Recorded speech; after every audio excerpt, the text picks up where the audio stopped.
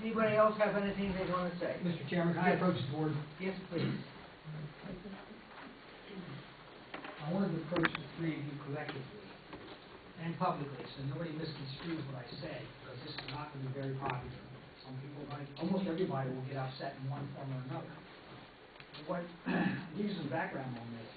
A few months ago, I had to tell you about the only accountant, and of course, I call it all kinds of names on that. Yeah, please use that. And I really don't care. I'm not trying to offend anybody. It's an issue that needs to be dealt with, and I'm just bringing it to your attention. Speaking of trails, there's a 10-mile trail program proposed for Kennet Township. Yet the township itself has seen nothing of it. It's been referred to. A few weeks ago, we've been talking about this for a while. I came down Hellendale Road, and as soon as I came over the bridge, there was construction equipment on both sides, but no construction zone set up. I'm particularly careful about that because construction zones affect the drivers and affect the workers.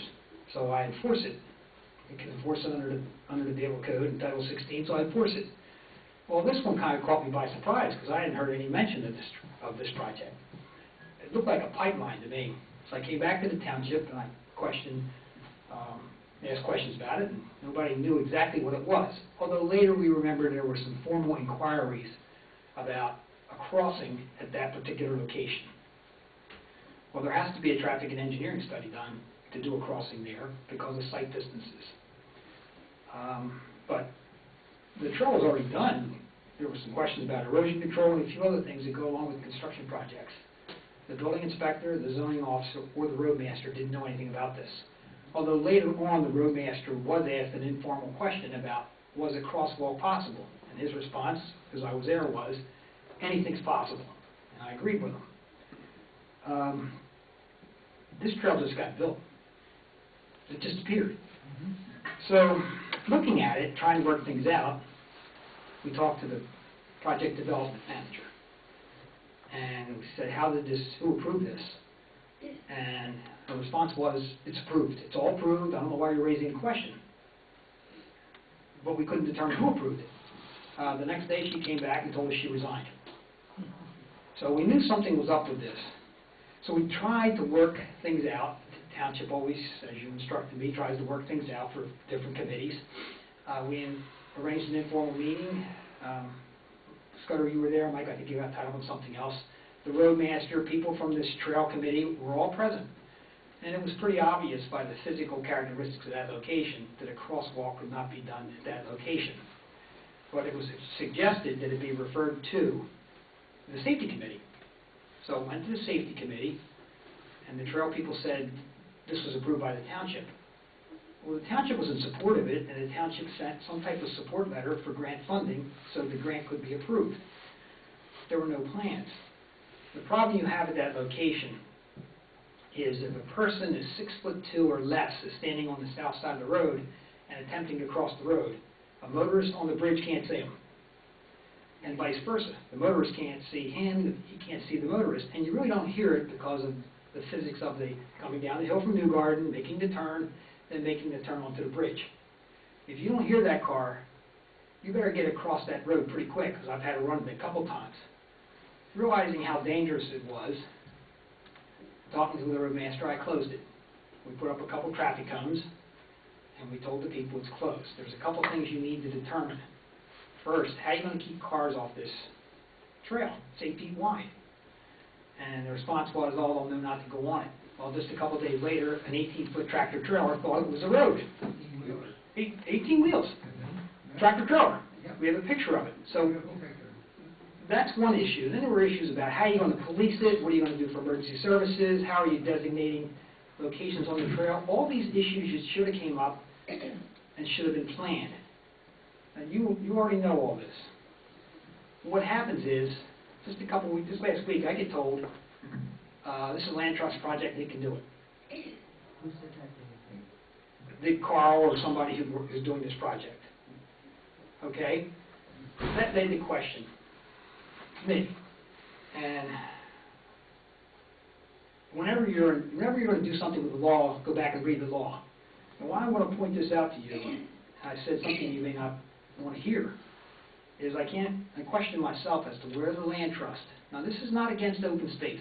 I have met nobody in this township that is against open space.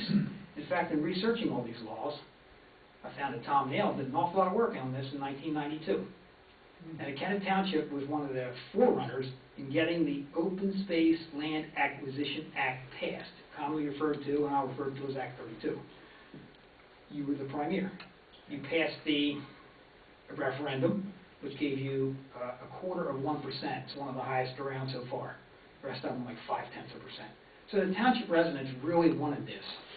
Some of them have already said they're not in favor of the way some of these things get done, and I really don't know what that means, except the land trust, and if I'm wrong, correct me, and I'll get to that at the end. Where does it get its authority? It operates independently, but where does it get its legal authority? So if you go back to read Act 32, it tells you the township can pass an ordinance creating the land trust. And now you see this is where the other night we talked about a lot of history. Nobody wanted to go there. Personally, I didn't want to go there either because this is a very sensitive subject.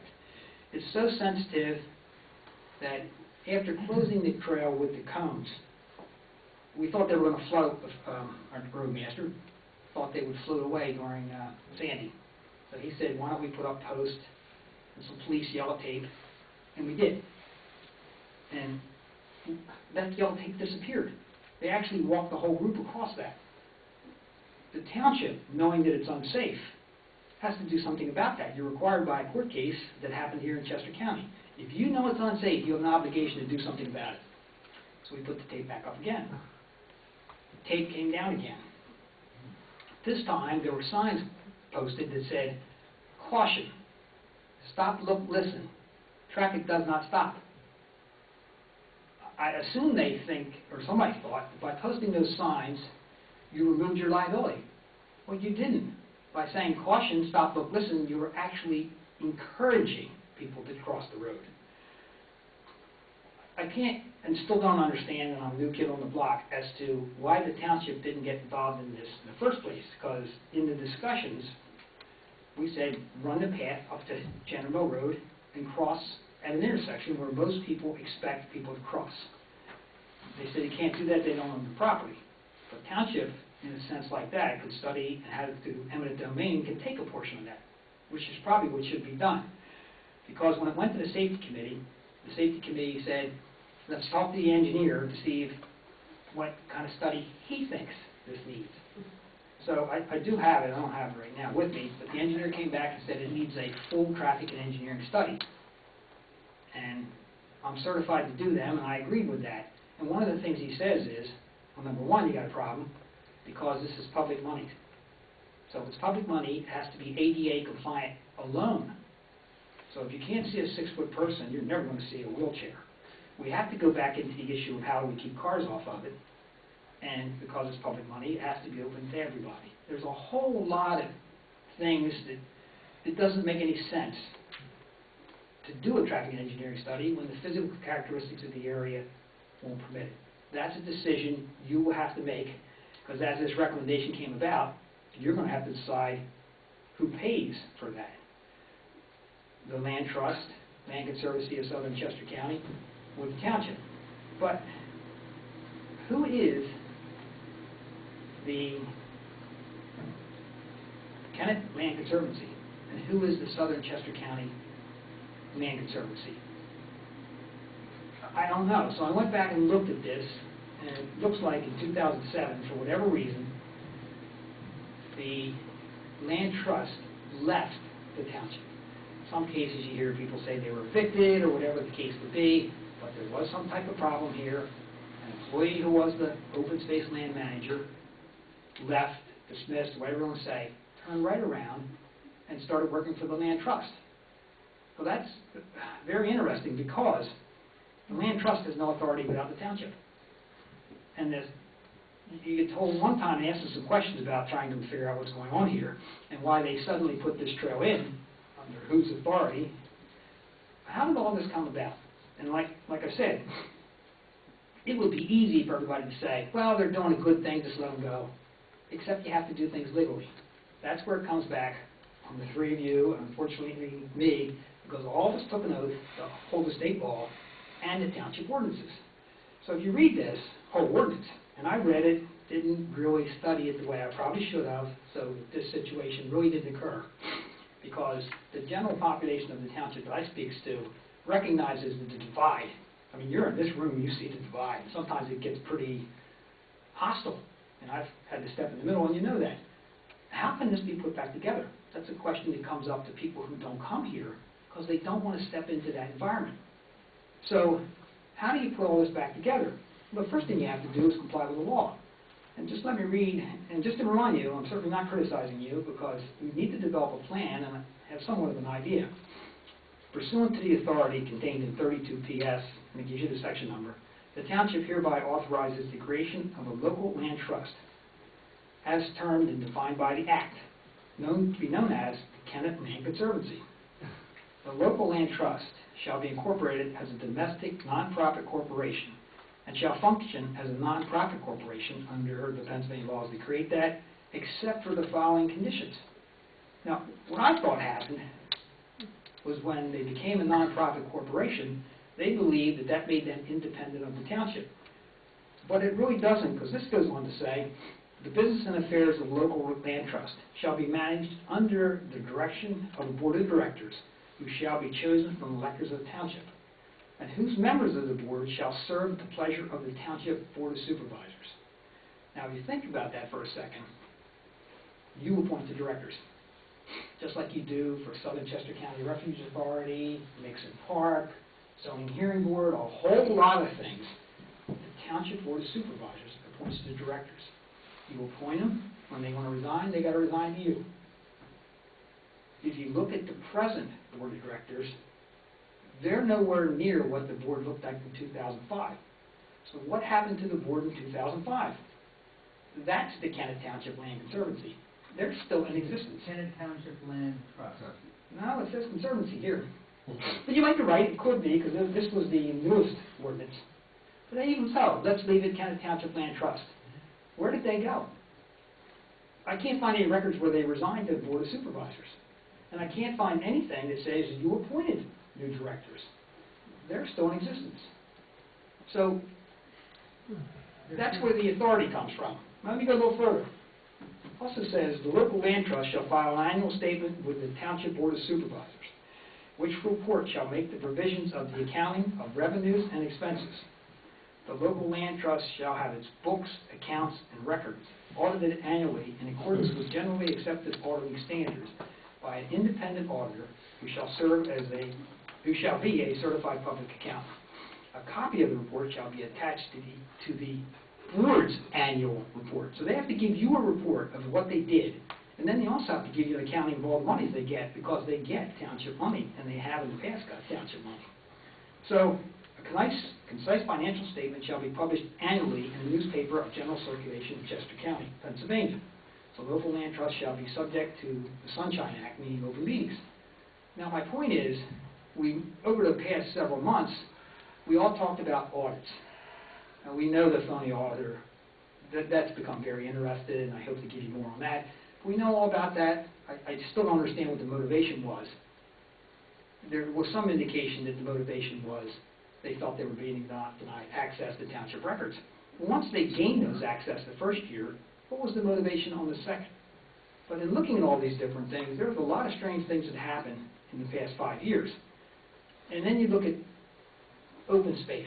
And if you ever took a look at the properties that are being preserved, and some of them are absolutely beautiful. They belong in pictures.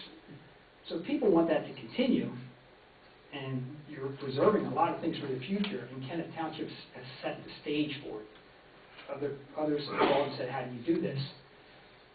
So everybody wants to see that continue, but it doesn't seem like we're making a lot of progress now. That's my opinion. My opinion here could be wrong. It's pretty clear. There could be court cases, I haven't seen anything that change this, but there could be. So what I thought has to happen here, because you have to ensure compliance with the ordinances and the state law. That's the duty of the Board of Supervisors. You need somebody legally to look at this. Now, in this research, somebody who acted as a legal counsel for the Kennett Township Land Trust at the time said they could leave, they could act independently because they're a nonprofit corporation, they're their own trust. I don't know who that was, I haven't told who that is, but apparently the records must be there. At the same time, I don't know what our solicitor's position was, but because the board was functioning and doing what you wanted to do, nobody really looked at this, or he didn't look at it. I don't know what the case is. But it doesn't make any difference because we already had this discussion about whether that path can be there, whether that crosswalk can be there. And I'm not going to accept the township's legal opinion. I don't think we should accept this gentleman's opinion after reading this, so that perhaps it's an independent. Now, you all know a complaint was made about the actions of the Planning Commission and the solicitor at the time of the hearing and whether they were correct. I knew that complaint was made. I never knew what you did about it, but I'm proud of what you did about it because you hired an independent attorney. His name was Ross Unruh. He looked at it and he told you, no, you were okay, and there were a whole bunch of things. It's not my department, but it was pretty good the way to handle that. This is going to generate some controversy.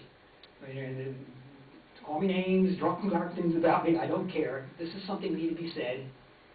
I apologize in a sense for saying it, taking so long to say it, because it's an honor to serve here. I love the people, I love people anyway, but I love the people in the township. You certainly have treated me well. This needs to be complied with because I question if the Kennett Township Land Trust or Conservancy or Southern Chester County Land Conservancy, they're one and the same, by the way.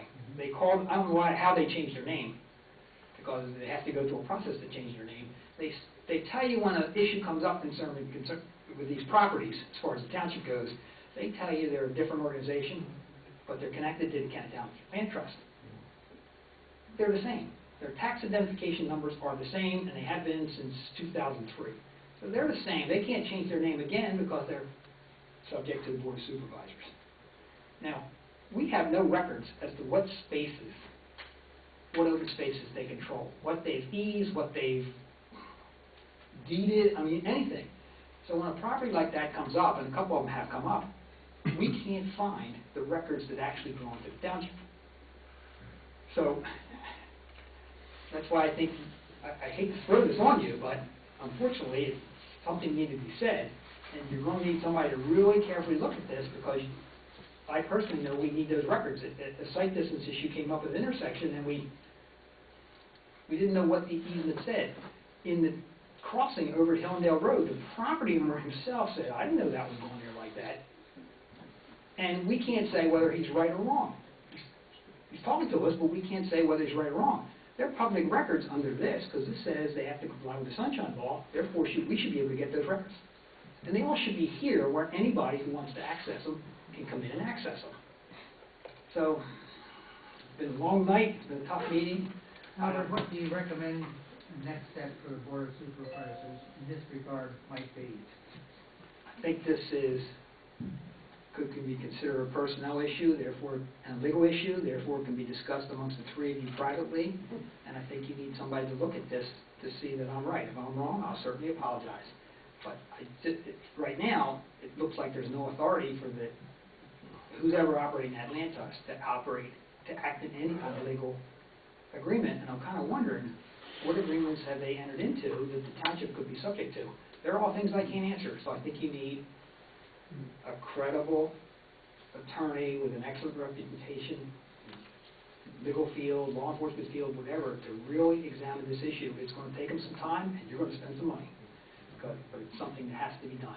Hopefully, if we do get that resolved, and the lawyer is of that reputation, and he can show everybody A, B, C, D, like Lisa does on the board, then maybe we can start to get this township back together and go back to functioning on what we originally intended and what we still want to achieve. Thank you very much. And you've given us a good deal to think about and act on.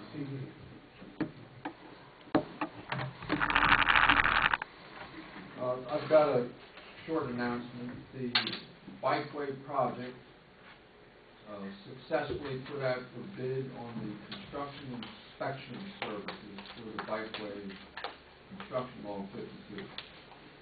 On October 24th, we received 8 bids. Now, these bids are qualification letters of interest by engineering firms.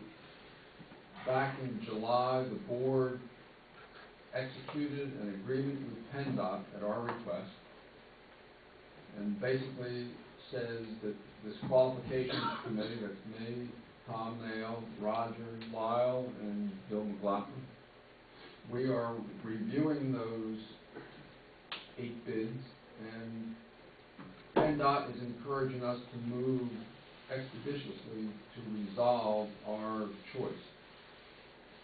We're going to meet in early December and hopefully have for you at your work sessions, first Tuesday in the month, a recommendation. We would like you to see if you can accept our recommendation so we can pass that on to PennDOT. We have, in our first meeting, reduced from 8 to 3. We're going to study the 3 more closely. We will rank the 3, and that's what we report to PennDOT, our first, second, and third choices. They go through our material, and then they'll come back, and if everything's fine, then we can decide whether to accept number 1 or do some more due diligence with those 3. But that's where that stands. And we would like action as soon as possible by the board, which that agreement calls for. One reason we would like quick action, we were notified probably 2 months ago that they split the project to 2014 from 2013. But then they said, on the other hand, if you get all your things in place, you can likely do it in 2013. So it's completely up in the air, but it's to our advantage to keep on top of the thing and get it in their hands as soon as we can. Great. Thank you. Thank you, John. Well, that's good work you've been doing. Okay. I'm Frank Myers. I'm on the homeowners board at Penn Manor. And you probably don't get it very often, but I'd like to thank you on behalf of the board for taking the initiative, coming out and getting our roads ready so you can handle the plowing of the roads this year. We're not expecting you to take the initiative, and we appreciate it. We wanted to let you know that. Well, that's very kind of you. We don't hear that as often as we do. Probably not. I also do have one question. Sure. In regards to the Penn Manor development, obviously the builder has walked away from the finishing of it. Yeah. Where do you stand on getting the escrow money to begin the I'll have to turn finishing? that over to you, Mason. Our attorney is working with the bank's attorney. He signed the papers, and we should have the money within a couple weeks. And the plan is, this winter, we went out for bids to get, for plowing, because we don't have the plows for those roads because of, that they're not finished. So we have received 3 bids, and we will hire an independent contractor to plow this year. And we've already started on the punch list. Our engineer is going to put the punch list in priority order. Of course, finishing the roads is the top priority. And once he comes up with priority order, we can only finish the items that are on the escrow list. So when he comes with the order, he will meet with the board and I and our roadmaster, and we will go over everything, and we will put it out to bid as a whole package. We do have, the township, as I said earlier, will widen the back entrance. And the other thing the township's going to be responsible for is making the crosswalk ADA compliant. The curbing. The curbing. Yeah. ADA compliant, because it wasn't a requirement at the time the plan was approved, but since it's a requirement now, the state will make us put that in. Thank you very much. Come again. Yeah, Chris Burkett, Williams Lane. I brought up in that September meeting the right to know proceeding that was going on. I'm just wondering if I could get some additional information on it. I think, Mr. Stevens, you had mentioned that there was something about to happen at that time. I think I was interested in how much money that the township had spent in defense of their side of this, and where we stand now. Can I get an update on that? You may have. Lisa can tell you the amount that her records reflect has been spent. In terms of what the present status is, I've continued to have discussions with counsel on the other side, and we're very close to having the whole matter resolved and set aside. So hopefully by the time we get to the December meeting, this will be in the past tense. The supervisors have, meaning, they all three have been working on an agreement. Mike and Bob have just received copies of it to review.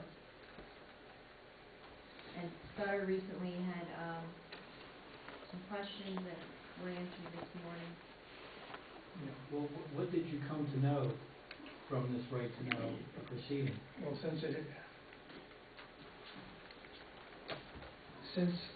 we haven't completed the ground rules for how I get to know, I haven't gotten to know anything that was the subject of the appeal taken by the township to what I won at the state level. Once this whole thing is resolved, then I'll be able to answer that question when I can go and find out what I haven't been allowed to do up to this moment. So I will learn something, but so far I haven't been given the chance to do it. The door continues to be closed. Mm-hmm. And you should again, I keep reminding you that you use the term the defense of this action. The defense of the action is me. I'm the one that is defending what I won. It was a claim of the township that took the appeal, and that's what's important. Now, I'm not trying to make this adversarial, but it does. But you're using language that puts this whole thing into the wrong perspective, and that's what I'm speaking to in the way you're presenting it. Okay. Kel? Yeah, I appreciate the chief's explanation, and I think he does a great job. But I'm a little cloudy here. As I understand it, there's an issue with the crossing, something technical. But then it kind of evolved into something deeper, which may be the bailiwick of the township solicitor. So I asked the supervisors, can you enlighten me as far as that part of the conversation, the legal? I mean, is it a civil matter or is it a criminal matter? I don't know. We haven't looked at it. Yeah. Right. Well, you know. I can't say anything to you because I have no foundation on which to venture any comments. Okay? So I'll remain in that cloud. Welcome to the cloud. On a pleasant note, the visuals electronically conducted tonight are so much improved over what we've done in the past. I hope you keep the qualified operator. And also, you have also a lighting man who turns the lights off over the visuals. And Albert, keep coming. But it's so much nicer to have that.